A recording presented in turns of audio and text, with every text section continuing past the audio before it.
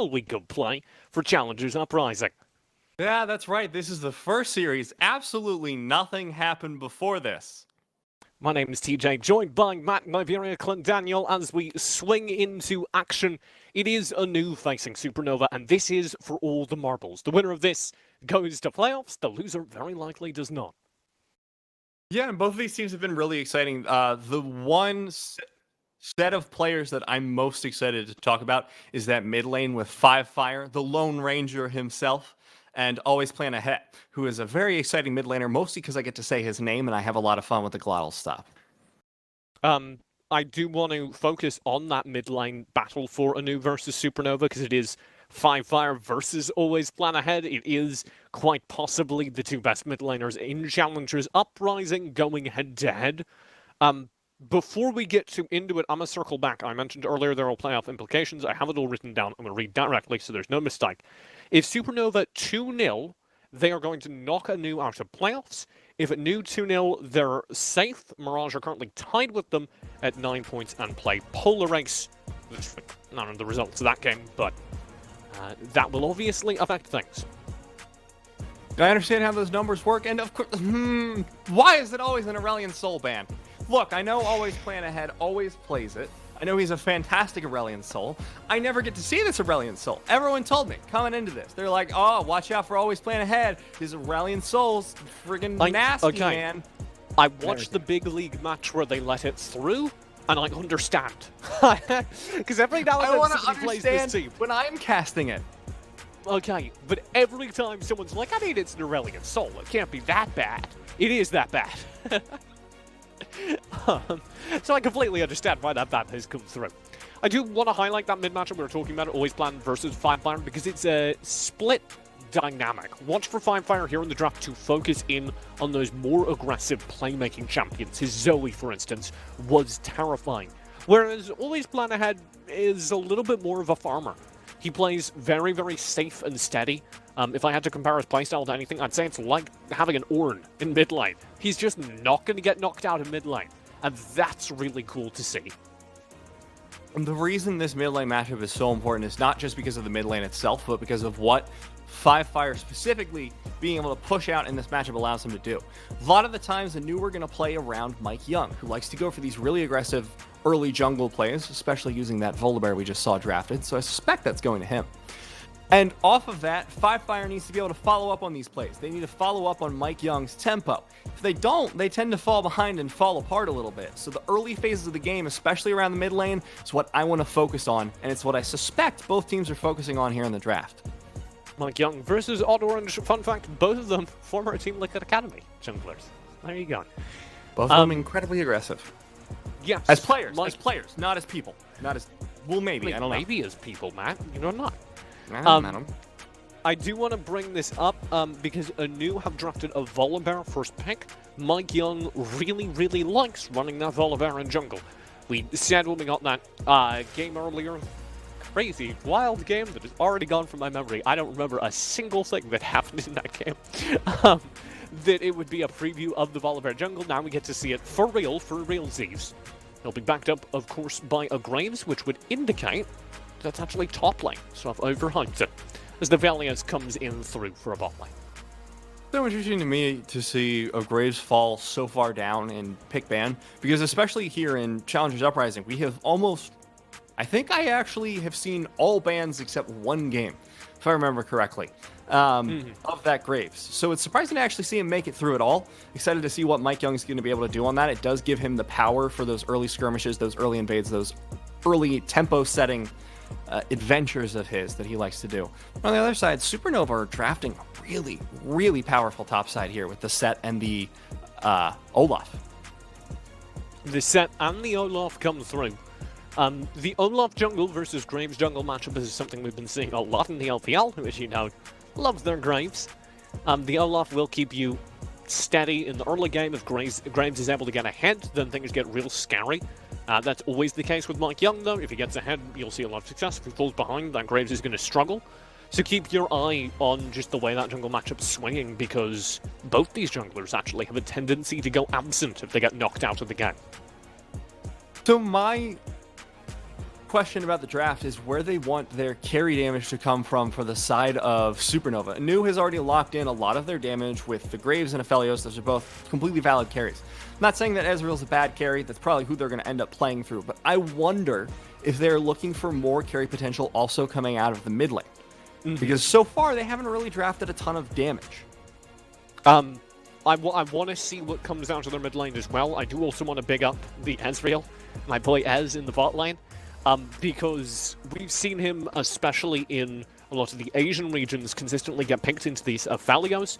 His range and his mobility make it possible for him to win that matchup. And if you get late game with an Ezreal that's doing well, that can be a powerhouse damage threat well in and of itself. This is the Orianna coming out there for SuperNova. I'm going to say something a little bit controversial. Okay. It's probably not controversial. I just like saying Is it going to get us fired from the broadcast, Matt? No. Unless people really hate aggressive supports, because I want to see Pyke coming out. Clyde is a really, really strong Pyke player. It is like his best champion. And we've seen them play the Ezreal Pyke lane. I think it would give them a lot of early game aggression that could try and punish this Aphelios early on. I will second you on the Pyke so far. ANEW get a Thresh, so we do still have room. Okay, Zillion through. That's got to be Zillion mid, right? Yeah. So the reason I groan about that is that I was talking about this yesterday on someone's stream. Zillion is like the shutdown champion. And I don't mean that as in, oh man, you've got a huge assassin, he's going to shut him down. No, it's just like, hey, you want to make a play? Never mind. Oh man, I'm going to assassinate their important carry. Never mind. Oh man, I'm going to dive in and suplex people.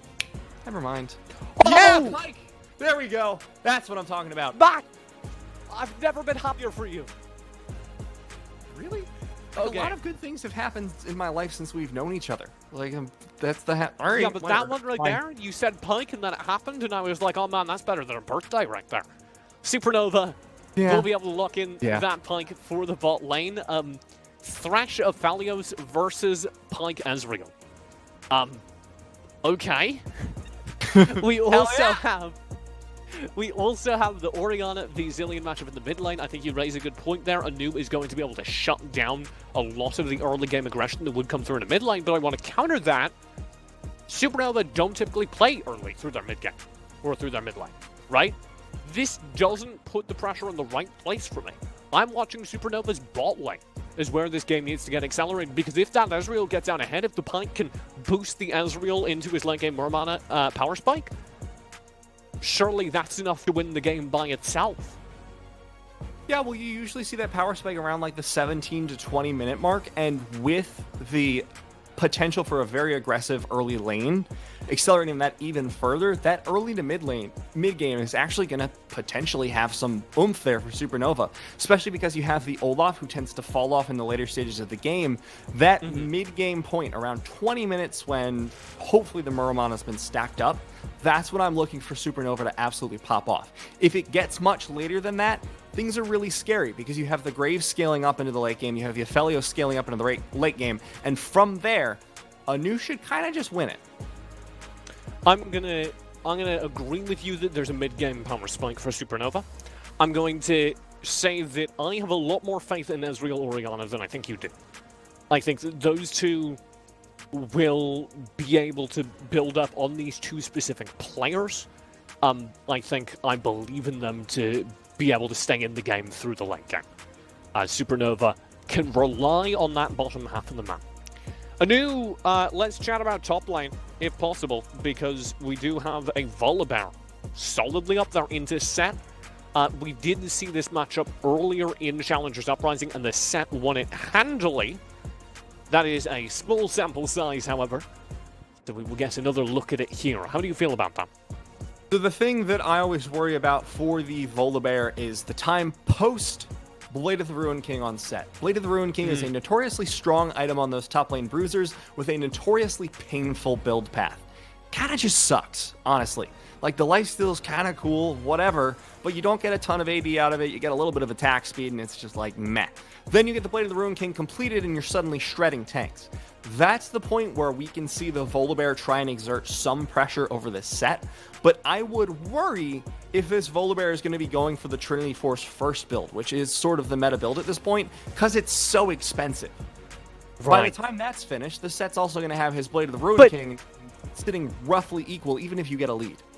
But we are looking at ANEW for a late-game win condition, right? We are looking at ANEW for lasting through the early, not having a whole lot of worries, and then we get to that late game where Shoryu can come online on the Aphelios, and we accelerate from there. I guess that relies on two things. Set top lane. Oh, or sorry. I suppose the set top lane. The Volibear top lane against the set. And the Graves of Mike Young. You can see him tagged up slightly differently, but that is Mike Young in the jungle for ANEW. This is a demonstration that I'm still in the energy of the last game. I was really hoping for Volibear to go for Hextech Gunblade first, because that's a cool build. They got some last game energy too. Yeah, they're really going. They're going super aggressive there. I can't deal with it. I'm amazed producer Joe didn't clip it, but there's a moment during that last game where I literally sank to my knees. Yep, I remember it. Remember it well, TJ. Different energy, though. Again, playoff implications this game. So both these games, once again, are the highest tier of mattering for these teams. So hopefully we won't see 10 flashes blown within 4 minutes. Good lord. Let me just recoup that really quickly. If SuperNova 2-0, they knock ANEW out of playoffs. ANEW themselves want a 2-0 to be safe. No. Both these teams looking for a clean win. I don't know off the top of my head what a 1-1 would result in, but my guess is chaos. So I know we wanted to highlight the early, or the mid lane matchup, but in the early stages of the game, this is kind of how it looks. It's like, oh, how exciting. The Q landed. The bomb landed. Oh boy. So we're not going to see a whole lot of action out of this lane for a little bit, especially with the roams from Zilean. But post level 2, 3, somewhere around there, maybe we'll get to see a little bit of fun coming out. Vodor versus PCL in the top lane is going to be a big story for this game. Of course, if PCL can shut down Vodor, as we've theorized he might be able to, that makes a massive difference for SuperNova, who have at least something they won't need to worry about in the mid-game team fights. Their team fight also, Spike in the mid-game, and having a set that's doing pretty well around that point will give you the frontline tank you always want to be able to operate in Oriana. Oh no, more Morano! Wow, the trade! First blood for APA! Alright. Even trade, and it could not be closer. First blood does go over to APA. Incredibly aggressive look from Fire, but we did warn you. The Lone Ranger, he does play like that. Yeah. Turning Zilean into an assassin, that's something very that was the minion, right? They got the kill on Fire, right? Yeah. He flashed into the middle of a wave and autoed under tower, and then the entire minion wave, which was still up, turned on him immediately and chunked down like a third of his health. There we go. Always plan. Flash again. Calling in his RTS skills here. So this double bomb was where I thought it was over. Then the shield, I was like, alright, no way. But look how much damage Fire is taking just from minions this entire time. You can't flash the minion damage. Oh, but the flash was unironically the right play, and like that's such a... I hate making that statement. I love being right, but I hate having to make the statement, oh yeah, flashing forward with the entire wave of minions auto-attacking you to get one auto-attack, 100% what you should do there. Always playing a little bit of StarCraft, using a ground troop to great success there. I don't know enough about StarCraft to make that joke. Terra, something like that. Passable. Alright, sure. Thanks, man. StarCraft player extraordinaire, Lachlan Daniel. Let's focus StarCraft. We StarCraft player mediocre. Trying to pick you up. We talked a lot about that mid lane. Let's shift our focus down to the bot lane, because I think this actually has pretty major implications now with mid lanes had their fun. If Shoryu or Evan RL can get a major lead heading into mid-game, it will very much decide the game. And I suspect we won't see much of either, but if Clyde can get aggressive and poke down Shoryu during these opening few minutes, then you start to see the Aphelios come online later and later and later. And every second they earn of Aphelios needing to grind to come online is a second where SuperNova have the advantage in our mid-game as the Ezreal comes online. So both of these teams have really weak topsides that they don't play around, or they play to weak topside. He's still recovering for that last play. Man's seen things. 5 fires flashed under a turret, been choked out by a minion wave, and he's shocked. But they play for weak topside a lot, both of these teams. So the real carry potential is going to come out of either the jungle matchup getting ahead, that mid lane 2v2, or the bottom lane, as you pointed out. And so far, Evan RL and Clyde doing a great job of keeping up, even though they had been pushed under tower with quite the CS deficit, evened it up while they backed. Clyde to play pretty safely down here in the bot lane. You'd I think Evan worry should that... rename to Bonnie RL. Sorry? I think Evan should rename to Bonnie RL, because then it's Bonnie and Clyde. Oh, okay. I think that's a kind of strange thing to base your player name on, but alright. I want to kind of highlight Clyde here because this is the first time I've seen Pyke support in competitive in a while. This is going to be a really cool lane if he can get out ahead. If that Pyke falls behind as well, he's just absent from the game.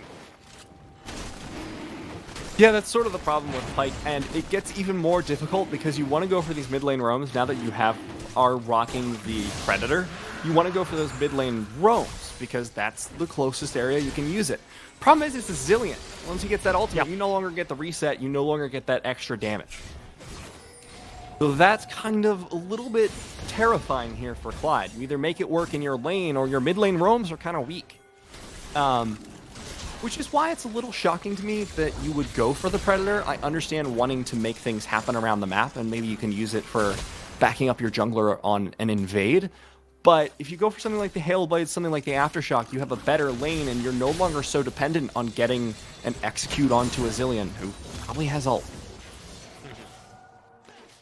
ANEW do get the first rank of the game. That Ocean Drake did get scooped up and will add to that late game win condition. PCL in trouble, top flank. Does it the Haymaker. That'll come out about even. I'm just waiting for that top lane to scrap the hell out of each other and just big blows, kaiju fights. There you go. There we go. We're getting stun there. out. It's an escalation. Oh no! Just as Mike Young back, there's the engage in the bottom lane. Clyde not going to be able to find the hook just yet. So they will get out of that just fine for the bot lane of ANEW. Very well done with the Lantern from Winter, saving Shoryu right there. That's a support you treat to dinner afterwards. Get yourself somebody who looks after you like Winter just looked after Shoryu. It's relationship goals right there, TJ. What's not relationship goals is the relationship between Evan RL and Shoryu CS, because right now, down 10, very and it's one-sided. not looking... No, thank you. It's not looking like it's going to get better. Blood orange. Sorry. Yeah, the other thing I'd criticize... Well, not criticize necessarily. The Sheen first is kind of risky in this matchup. And here's why. A lot of pros, especially in solo queue, so in competitive it's not quite as fair, are going for things like pickaxe first or tier first in order to get your mana immune power spike faster. When you go the Sheen, it delays your mana immune power spike, but it gives you better traits in lane. If they're able to take advantage of that, you can consider it part of the snowballing alongside the Pyke. Fantastic. If you are not, however, you put yourself on a slower power curve that the Aphelios may be able to continue to take advantage of. He's looking for 2-3 items. Your Ezreal, you're just looking to get that mana immune power spike plus your Sheen at all, not the full Sheen item necessarily, and you do unbelievable amounts of damage. So if Evan RL is not able to capitalize on this, it's going to bite him in the butt later. And that's something we were worried about because I understand the risk taking. SuperNova want to be relevant in this early game because if they're not, then, you know, we've talked about how strong ANEW look late game. They're just buying into that willfully. But if you have a slow lane like this, you build Sheen. SuperNova are delaying their own late game. They're delaying that power spike, and Evan quite likely won't be online until the Aphelios is already too scary for him to match this fight. Still going though. Graves is there. Mike Young to save. Not going to be able to find the ultimate for the kill. Fire flashes in the tower again. What a madman. That's the ultimate available. Oh no. Odd Orange is looking for it. The thing we didn't factor in is because Fire is playing Zillion, he can just play behind her. Sure, you and Winter one more back, and they've got Clyde dead to rights. He has to flash away to survive. Very well played on the aggressive invade, and the ANEW are winning all across the map. That's going to be the mid lane turret chunked down. Dead to rights, GG, but very importantly, not dead to death. Sure. Not dead to left. So Clyde will make it out of that one. Tier's been picked up by Evan, so it has not been a massive delay for that Manamune power spike. But take a look at the lead that Shoryu has. Absolutely dominating in CS, about a 20 CS lead at this point. And that's really, really scary for Evan, because Clyde's roams have not been working out. We saw him go for the roam towards the mid lane while Evan was farming under tower. It didn't result in a kill. As a further result of that, they haven't really gotten anything off of this Pyke Ezreal combo. That's a little bit scary. Something on top, huh? Clyde all the way up here. TP will be coming in. That's from mid lane. Clyde will be backing away as Fire arrives. SuperNova get nothing again off the back of a lot of investment. They burn a TP. Can paint that as the victory, I guess. We'll allow APA to get a little bit more push in this lane, a little bit more free farm. But it looks like Mike Young's going to be here to try and challenge as well. Which is always scary. Oh no, Winter's roaming up as well. APA is just unbelievably toast at this point. Burnt. That's some English toast that's happening here. Black on the edges, crispy in the middle. He'll be eating for a hearty breakfast with a side of tea. And SuperNova already down one of their key players in mid lane. ANEW having a great job across the map. They will get this Rift Herald out top. This is going to be a trade for Drake, but it does put a lot of money into PCL and Odd Orange.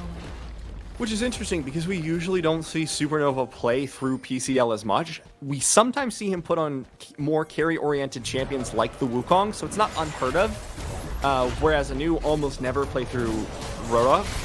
So seeing PCL potentially be the carry for this game, very exciting. Flash in, suplex out. That's going to be the kill secured, and another tower. So in short order, ANEW or SuperNova have found their way back in the game. Very well played. Vodor out, and as you say, SuperNova gets stuff back. Fire, you did it, right?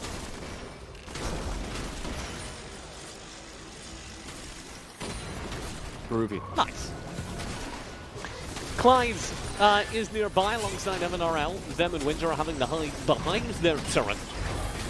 As ANEW and Co are playing very, very, very, very safe. And who can blame them? An extra variant, TJ. That was like 3 extra variants.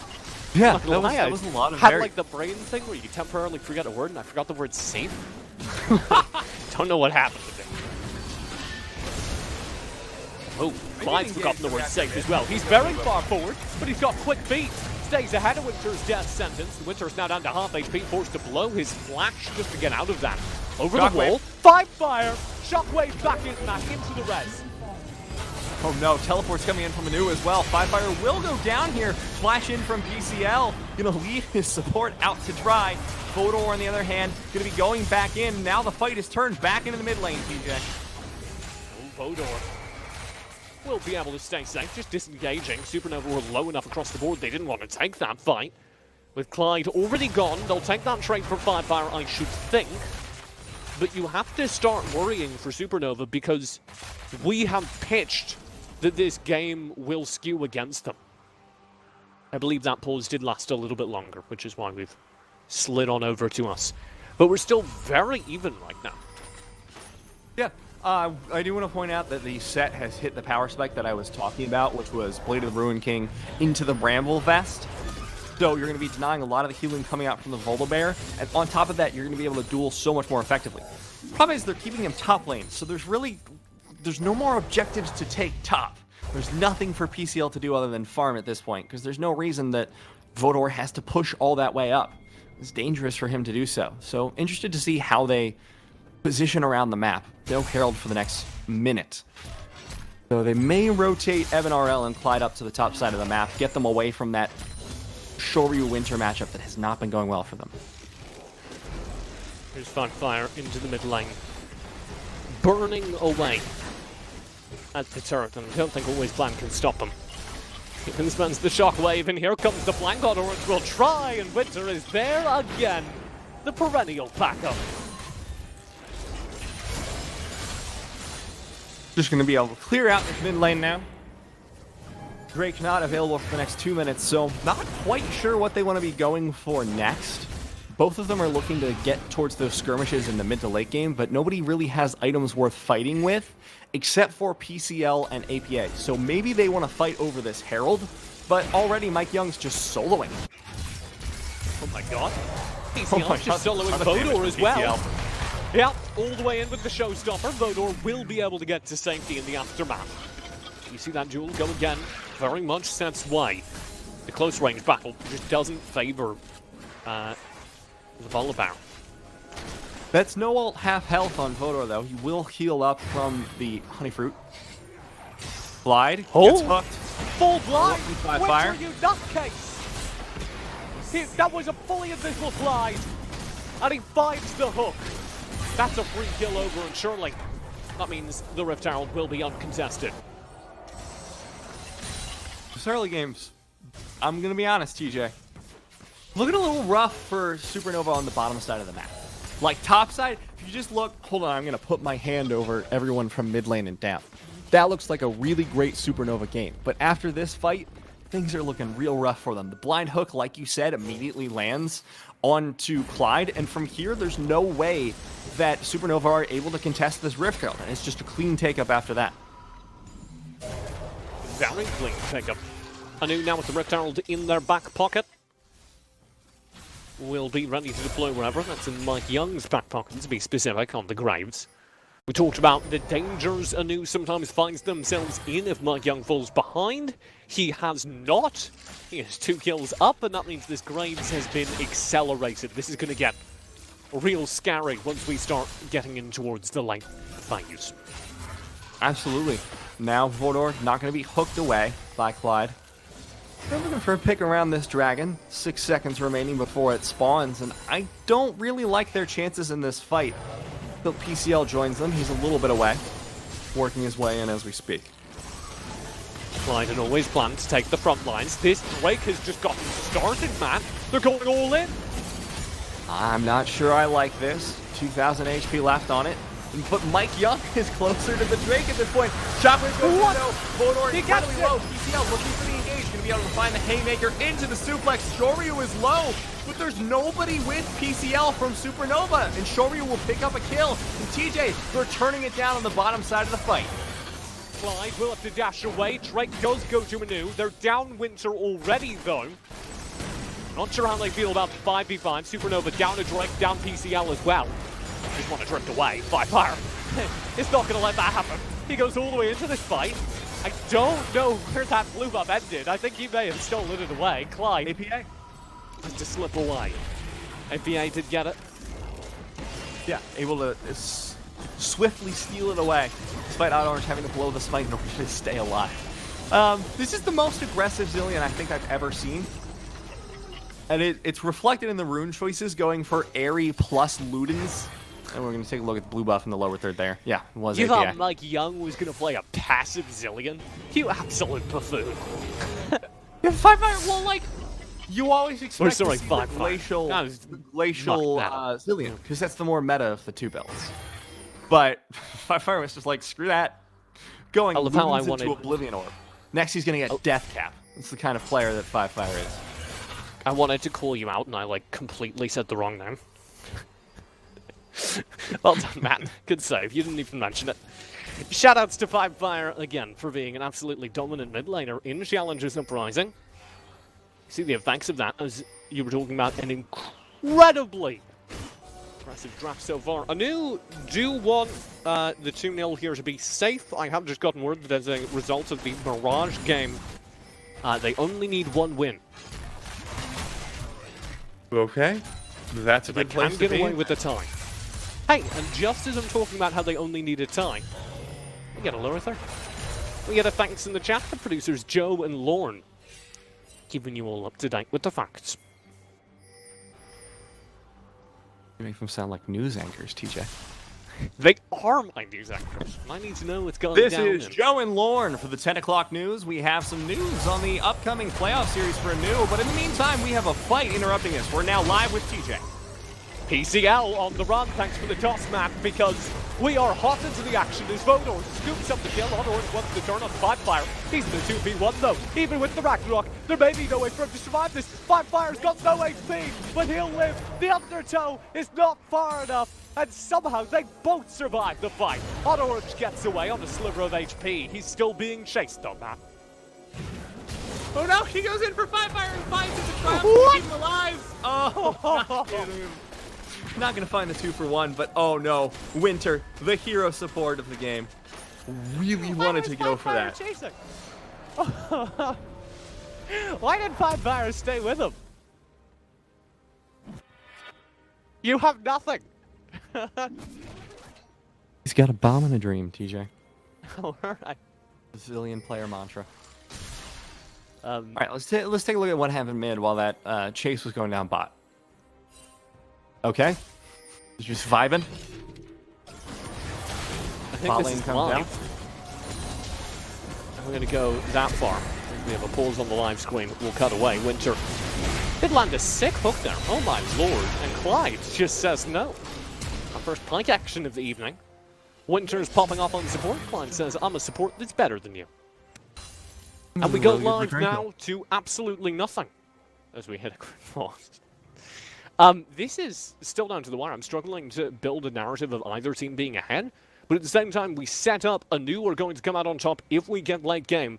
And right now, they're looking like they've got their ticket to playoffs booked. SuperNova haven't been able to do enough for me.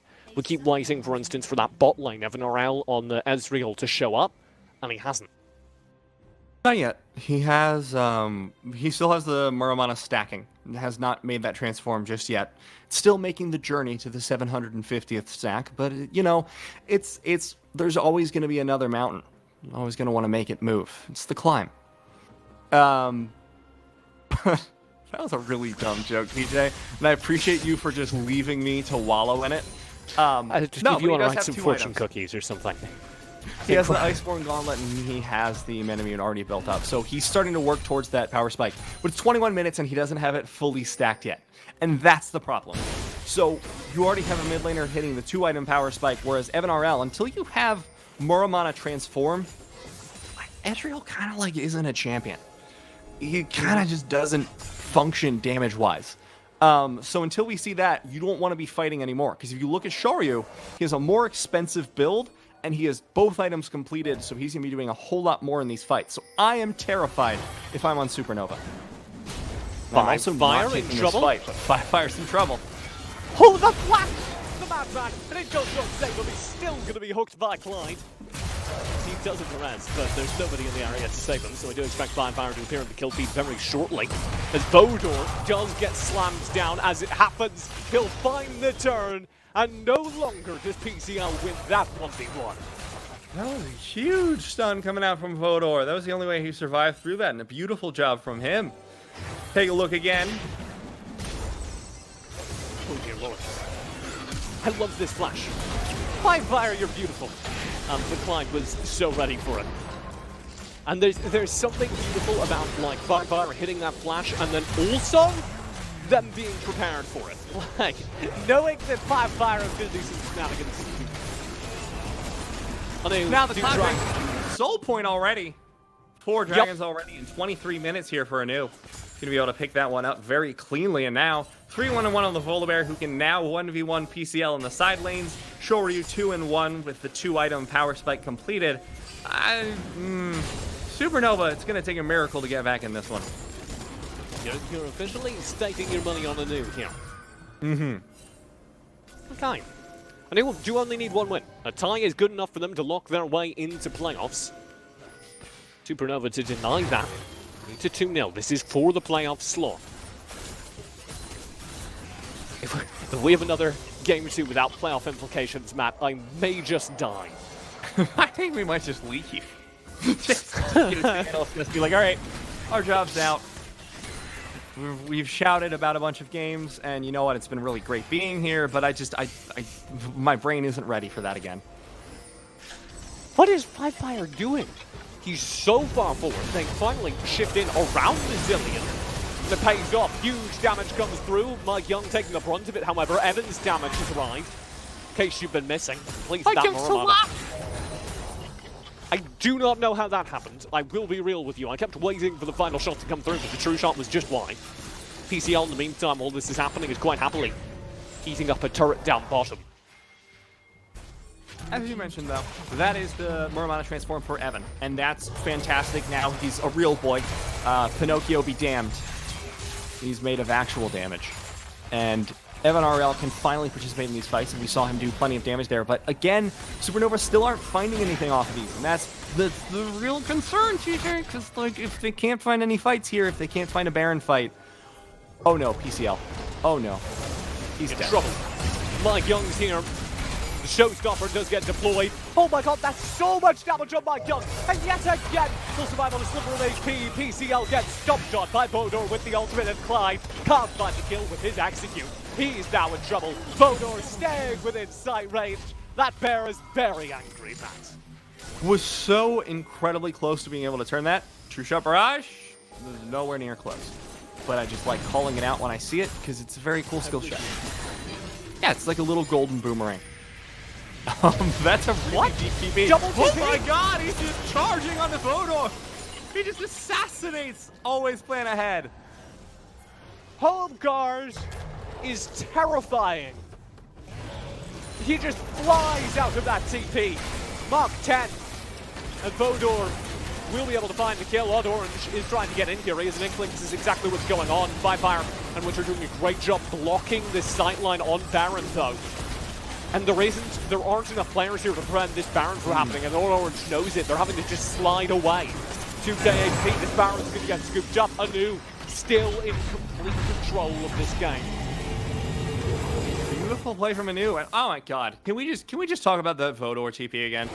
I love watching Volibear so much. I'm so glad that he's like an actual champion again, because watching him just TP into the fight with like 900 move speed right into the face of APA, fantastic.